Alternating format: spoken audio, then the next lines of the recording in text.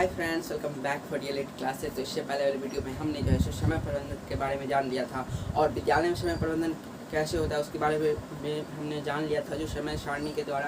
क्योंकि एक अच्छे समय प्रबंधन आप तभी कर सकते हैं जब आपके पास एक अच्छा समय सारणी हो, उसके जरिए आप अच्छा समय प्रबंधन कर सकते हैं। तो समय सारणी के द्वारा ही हम अच्छे समय प्रबंधन करते हैं और विद्यालय में भी ऐसा ही होता है। समय प्रबंधन के बारे में हमने जाना था, समय सारणी के बारे में हमने जाना था और समय सारणी की उपयोगिता और उसकी जो आवश्यकता है उसके बारे में हमने जाना था। आज हम जो हमारा जो आज 2 पॉइंट बच गया था उसमें से आज हम उसको डील करेंगे, जिसमें हमारा पहला पॉइंट है समय सारणी के उद्देश्य और समय सारणी की जो हमारा प्रकार जो है मुख्य प्रकार, उसके बारे में हम आज डील करेंगे। तो समय सारणी के उद्देश्य का मैं पहले बता दूं, इसमें जो हमने समय सारणी की जो उपयोगिता और आवश्यकता को पढ़ा था उससे मिलता जुलता इसमें उद्देश्य भी है। क्योंकि जो जिसकी अगर आवश्यकता होती है तो कुछ ना कुछ उसका उद्देश्य होता है।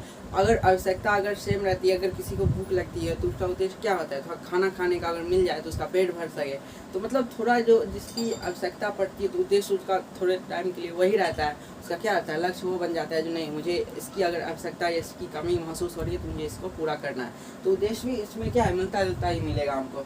तो देखिए, समय सारणी के उद्देश्य में पहला पॉइंट है समय विद्यालय में व्यवस्थित एवं योजनाबद्ध कार्य का संचालन करना। समय सारणी का क्या उद्देश्य है, विद्यालय में जो है सो योजनाबद्ध कार्य का संचालन करना। क्या है समय सारणी का उद्देश्य, विद्यालय में योजनाबद्ध क्या है, व्यवस्थित एवं योजनाबद्ध कार्य का संचालन करना। और दूसरा है प्रधानाध्यापक के निरीक्षण कार्य को सरल एवं प्रभावी बना। देखिए, पहला क्या है हमारा, विद्यालय में जो व्यवस्थित एवं योजनाबद्ध कार्य का संचालन करना। कोई भी ऑर्गेनाइजेशन हो या कोई भी ऐसा हमारा जो है कम्युनिकेशन जो कमेटी होती है, कोई समिति इतना कोई बड़ा कार्य करती है, कंपनी करती है, विद्यालय या छोटे आप गांव के कस्बे के लोग, ये जो कमेटी का एक जो ऑर्गेनाइज होता है, एक उद्देश्य की प्राप्ति होती है, एक सिस्टमैटिक ढंग से जो है चल के उस उद्देश्य को पूरा किया जाता है। जिसमें विद्यालय की कुछ जो है उद्देश्य होते हैं, तो उसमें क्या होता है, व्यवस्थित योजनाबद्ध कार्य का संचालन होता है। उस किसके जरिए होता है, समय सारणी के द्वारा ही होता है।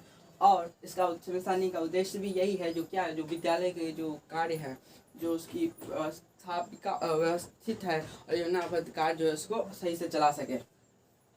और दूसरा प्रधानाध्यापक के निरीक्षण कार्य को सरल एवं प्रभावी बना।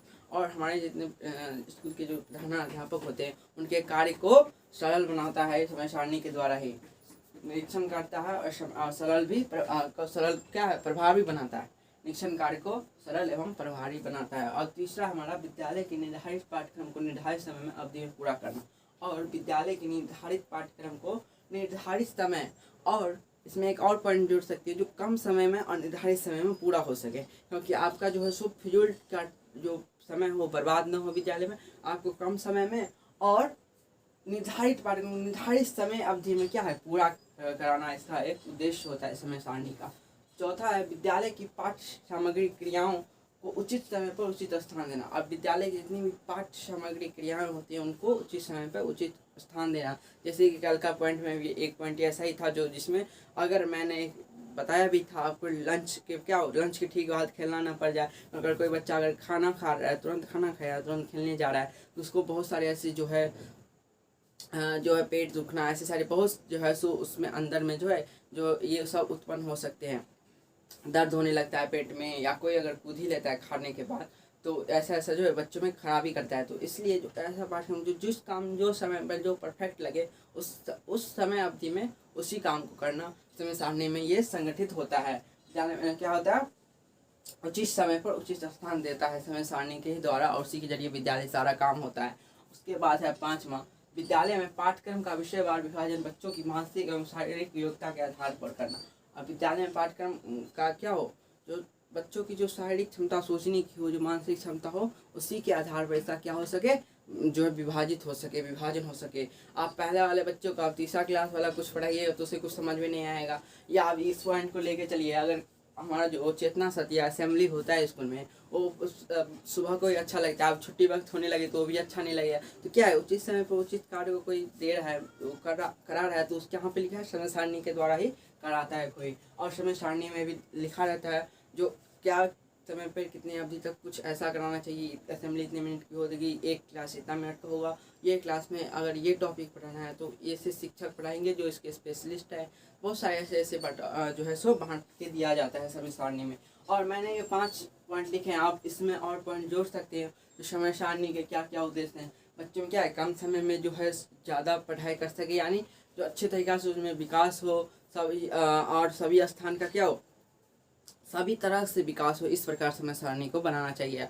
समय सारणी का ये भी उद्देश्य होता है बच्चों में सभी तरह का जो है सर्वांगीण विकास करा सके, ऐसा जो है समय सारणी बनाया जाए। समय सारणी विद्यालय में ऐसा ही नहीं बना दिया जाए जिसमें सिर्फ पढ़ाई लिखाई के बारे में बात की जाए, या सिर्फ ऐसा ही पीरियड थोपा जाए जो बच्चों में सिर्फ पढ़ाई हो। तो ऐसा जो है सो उनमें तालिका बना के या ऐसे बना के नहीं दिया जाए। मैं सभी स्थान में सभी गतिविधियों का समान और सही समय का व्यवस्थित ढंग, सुव्यवस्थित ढंग से जो है ना उसमें कार्य को विभाजन किया जाए। उसके बाद हमारा जो है इसका पॉइंट खत्म होता है। और हमारा सेकंड पॉइंट है समय सारणी के प्रकार। समय सारणी देखिए हमारे बहुत प्रकार के होते हैं, जरूरत के हिसाब से सभी की समय सारणी अलग अलग होती है। जैसे हमारा जो नियमित जो कोई स्कूल में पाठ्यक्रम चलता रहता है उसका, और फिर हमारा एग्ज़ाम का समय सारणी चेंज हो जाता है। एग्ज़ाम में भी हमें बहुत सारे 6 मंथ का होता है, 1 साल का होता है, जो हमारा 3 महीने पर होता है। तो ये सब जो हमारे सभी समय सारणी क्या है बदलते रहते हैं। एग्ज़ाम के टाइम में कुछ एग्जाम अलग होता है, कुछ ज़्यादा होता है। अगर समय सारणी सिलेबस अगर कुछ जैसे कोरोना आ गया था तो कोरोना में क्या होता, जो सिलेबस को कम करना पड़ा था, या समय सारणी विद्यालय में ऐसे बनाया जाता था जो जल्दी उसका सिलेबस ख़त्म हो जाए बच्चों में, और आधा अधूरा पढ़ाई ना रह जाए। तो सभी में बदलता रहता है समय सारणी, लेकिन कुछ मुख्य प्रकार ऐसे हैं जो उसके अंतर्गत बदलता है। तो आप ऐसे कर सकते हैं समय सारणी के मुख्य प्रकार जो निम्न है। पहला है विद्यालय की संपूर्ण समय सारणी। देखिए विद्यालय में संपूर्ण समय सारणी रहती है। जो विद्यालय में शिक्षकों के जो है बच्चों के प्रिंसिपल सर के मतलब एक समय सारणी विद्यालय में ऐसा बनकर आता है जो सभी के लिए मान्य होता है। जैसे सभी स्कूल में आप सबने पढ़ा है और देखा भी है, जो रेटिंग लगा रहता है किस सब्जेक्ट का कौन सा दिन पढ़ाई होगा, कितनी बजे से कौन सा कितना पीरियड होगा, टोटल कितने समय का एक पीरियड होगा, कब लंच होगा, कब असेंबली चेतना पथ होगा, चेतना सत्र होगा, और कितने बजे से स्कूल शुरू होगा, कितने बजे छुट्टी होगा। तो ये विद्यालय में सभी विद्यालय में लगे रहते हैं। दूसरा है कक्षा की संपूर्ण समय सारणी, और कक्षा में कौन सा पढ़ाई होगा, किस सब्जेक्ट का, सभी स्कूल में एक डायरी दिया जाता है। और जैसे प्राइवेट स्कूल में, और प्रत्येक क्लास का समय सारणी उसमें बना रहता है, किस घंटे में कौन सा पढ़ाई होगा, क्लास टीचर क्या पढ़ाएंगे, सेकंड पीरियड में क्या पढ़ाई होगा, थर्ड पीरियड में क्या पढ़ाई होगा। तो ये जो है पूरे प्रत्येक क्लास में अलग अलग करके बना रहता है। थर्ड है हमारा पाठ्यक्रम के अनुसार समय सारणी। देखिए पाठ्यक्रम के अनुसार समय सारणी क्या हुआ। पाठ्यक्रम हमारा देखिए बहुत सारे पाठ्यक्रम, जैसे हम एक होता है केंद्रीय के स्तर पर, एक दूसरा होता है राज्य के स्तर पर। जैसे हमारा CBSE है, ICSE बोर्ड है ना, बिहार बोर्ड है ना। तो देखिए राज्य के स्तर पर बिहार बोर्ड आ गया, CBSE केंद्र के बोर्ड पे आया, ICSE केंद्र के बोर्ड पे आया। तो ये सब जो हमारे पाठ्यक्रम के अनुसार समय सारणी होता है ना। CBSE बोर्ड अलग पाठ्यक्रम है, हमारा DSEB का जो है अलग पाठ्यक्रम है। तो देखिए जितने भी CBSE बोर्ड है वो सुबह स्कूल चलते हैं 7 से 8 ऐसे करके, लेकिन हमारा जो बिहार बोर्ड है अभी 6 बजे क्या हुआ है, बाद में क्या 9 बजे से चलता है। इसका सब असेंबली के अलग जो इसका जो समय सारणी है, सब प्रत्येक जो दोनों तीनों जितने पाठ्यक्रम है ना, सबके अलग अलग प्रकार के अपने अनुसार वो बनाता है। उसके बाद है हमारा चौथा है शिक्षक समय सारणी। और टीचरों के लिए भी समय सारणी होती है।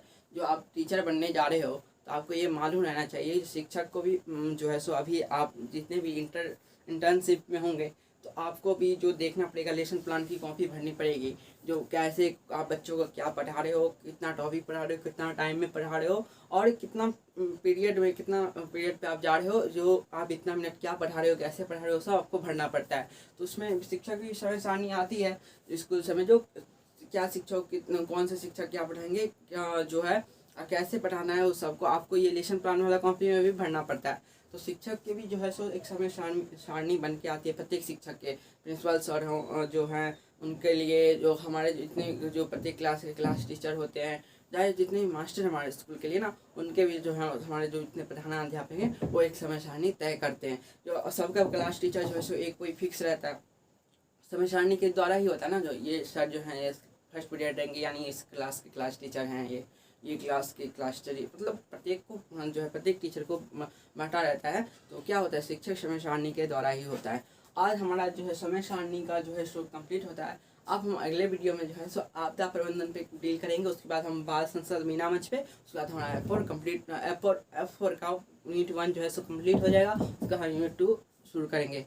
तो अगर वीडियो अच्छा लगा हो तो लाइक करिएगा, वीडियो को जो है आप अगर नए आए हो वीडियो देख रहे हो तो सब्सक्राइब करिएगा, और एक कमेंट जरूर करिए। Bye, stay tuned, bye.